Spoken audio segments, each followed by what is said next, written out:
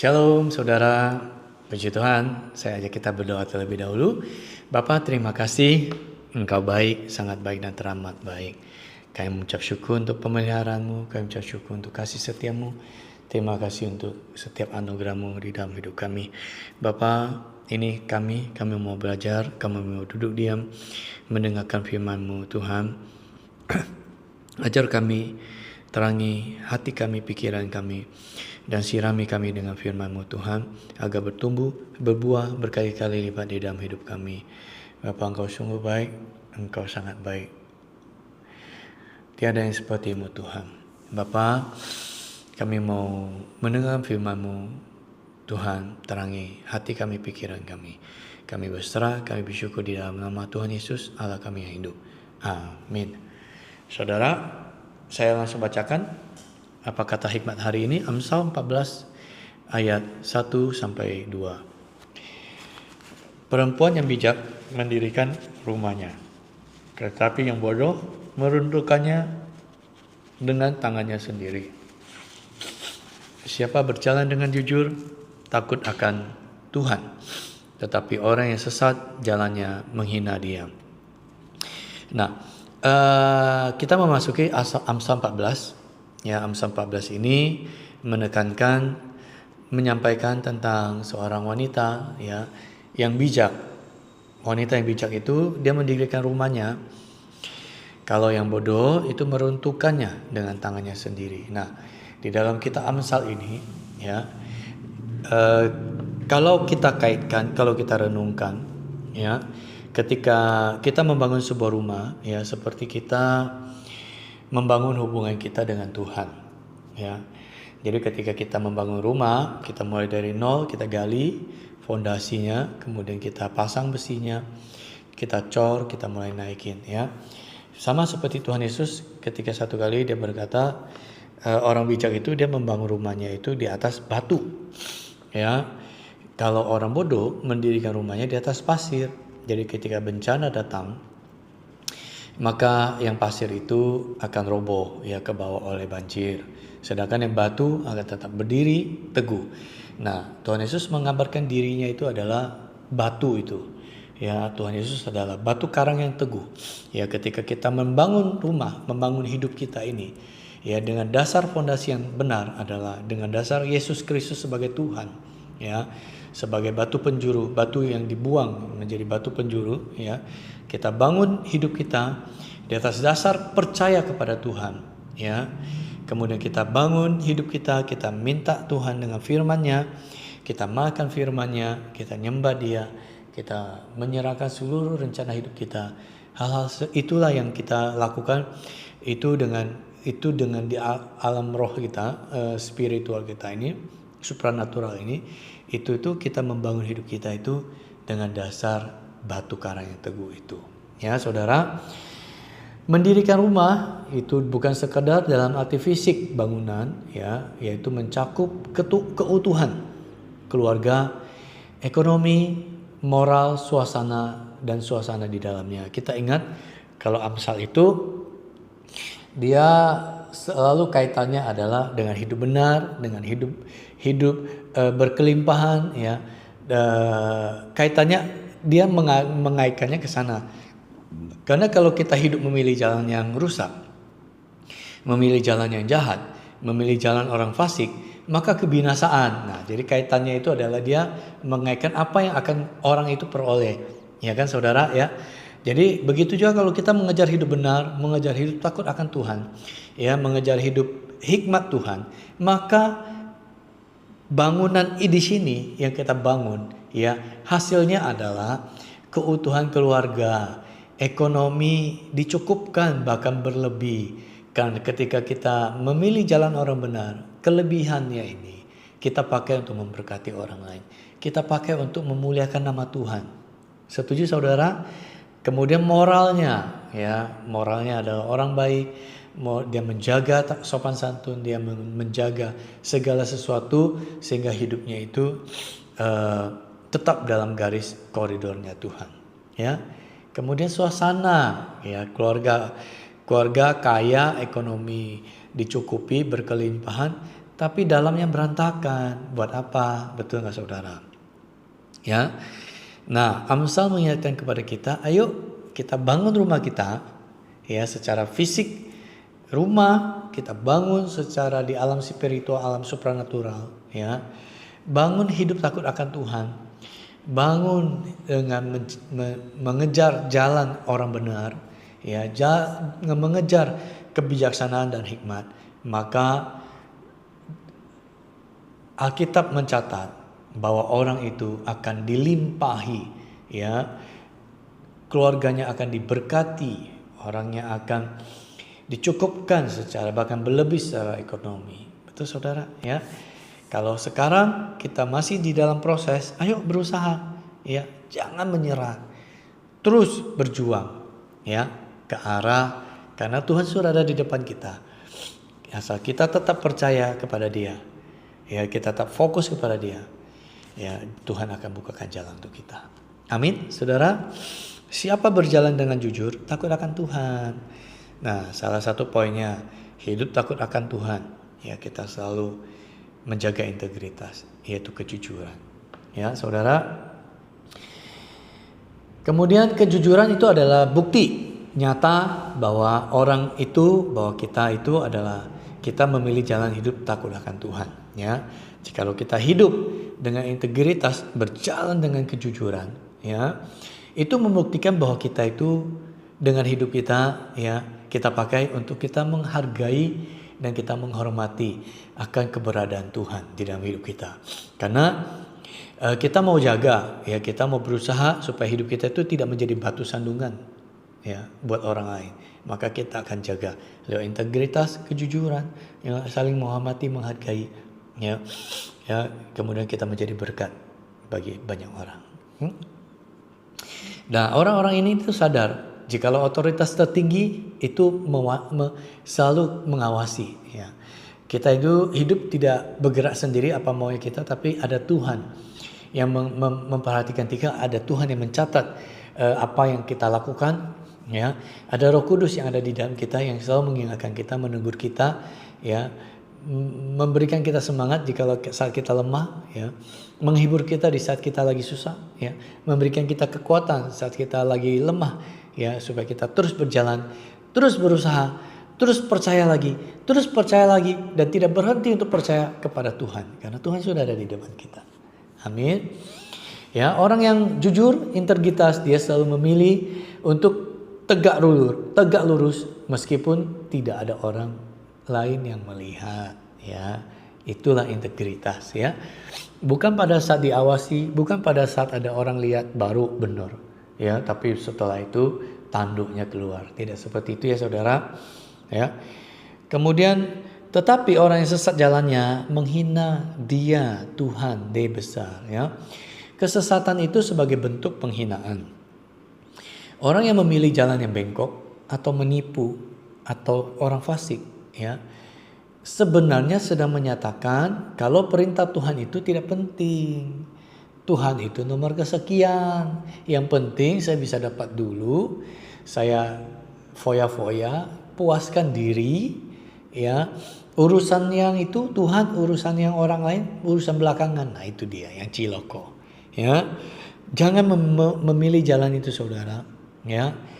Percayalah kepada Tuhan, ya. Percaya bahwa Tuhan itu menyertai kita. Amin. Perintah Tuhan itu tidak penting. Kemudian di dalam pandangan, di dalam Alkitab itu selalu menekankan dosa bukan sekedar pelanggaran aturan, tapi juga bentuk penghinaan, ya, akan kedaulatan Tuhan, ya. Karena dengan menganggap jalan sendiri lebih baik, itulah tidak mengindahkan adanya Tuhan, ya. Itu melecehkan keberadaan Tuhan, tidak menghargai dan tidak menghormati, ya, saudara. Jadi sebenarnya kalau kita jalan, kita orang percaya, tapi kita jalan dengan kekuatan kita sendiri, dengan akal budi kita sendiri, sebetulnya itu juga mirip-mirip 11-12, ya. Maka orang-orang itu kalau seperti itu akan menghadapi masalah, ya, kejeduk ketemu masalah, kemudian dia akan berusaha menyelesaikan sendiri. Nah, kalau dia tidak membaca firman, ya, tidak ada tuntunan dari firman, maka dia akan serong pasti saudara. Pasti akan menyimpang. Sudah banyak buktinya, ya. Sudah banyak buktinya. Jadi firman itu adalah penuntun, ya. Firman itu adalah batasan yang menjaga kita supaya kita tidak keluar daripada koridor firman, ya. Karena Tuhan itulah sang firman yang hidup. Firman ini keluar daripada mulut Tuhan, ya, dicatatkan oleh hamba-hamba Tuhan untuk kita renungkan dari masa ke masa, untuk direnungkan siang dan malam, ya. Saudara, tetap teguh, tetap berpegang. Saudara, ya, maaf tadi ini ada keputus sebentar, ya. Nah, dengan begitu kita hidup di dalam jalan koridornya Tuhan, ya. Ketika kita percaya, bukan berarti kita nggak boleh berplanning, saudara. Kita tetap berplanning, ya. Cuma planningnya kita submit kepada Tuhan. Inilah bukti iman percaya kita kepada Tuhan, ya. Kita berencana, kita serahkan. Kemudian kita berdoa untuk rencana kita itu, biarlah rencana itu memuliakan Tuhan, ya. Nah, dengan begitu Tuhan punya kendali untuk memegang, ya. Tuhan punya kendali untuk ikut campur tangan. Dan ketika kita kejedok, ya, dengan rencana kita itu, Tuhan sudah siapin rencana yang B. Jadi pada saat kita berjalan kejedok, kita ingat firman Tuhan, ya, kita renungkan seperti ini firman Tuhan. Firman Tuhan itu akan yang menuntun kita, akan menegur kita, akan oh iya ya begini ya, oh iya begini ya, oh iya ya. Jadi kita tidak akan melanggar, keluar daripada koridornya Tuhan. Amin, saudara. Ya. Nah, apa yang bisa kita pelajari daripada Amsal hari ini? Satu, ya, ayat ini mengingatkan kepada kita untuk karakter itu menentukan keberlanjutan. Kebijaksanaan itu menjaga apa yang kita miliki tetap kokoh, ya. Kemudian sementara karakter yang buruk itu akan menghancurkan apa yang dibangun dengan jerih payah, ataupun dibangun dengan mudah, gampang dapat, gampang hilang, ya.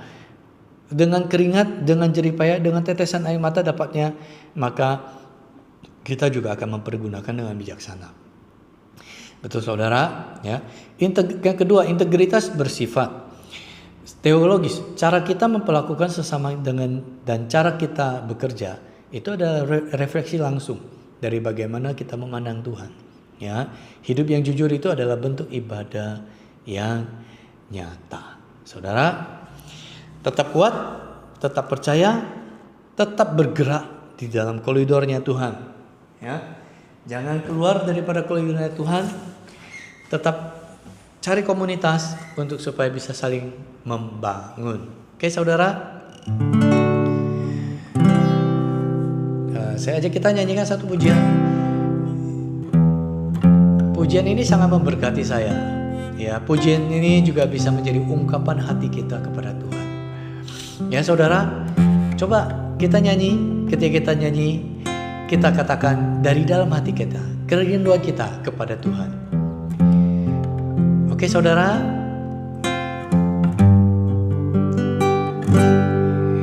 Ku mau cinta Yesus selamanya. Ku mau cinta Yesus selamanya. Meskipun badai silih berganti dalam hidupku, ku tetap cinta Yesus selamanya. Katakan, ku mau cinta Yesus selamanya. Katakan dari dalam hatimu, saudara. Ku mau cinta Yesus selamanya. Meskipun badai silih berganti dalam hidupku, ku tetap cinta Yesus selamanya. Ya Aba, Bapa, ini aku anakmu. Layakkanlah seluruh hidupku.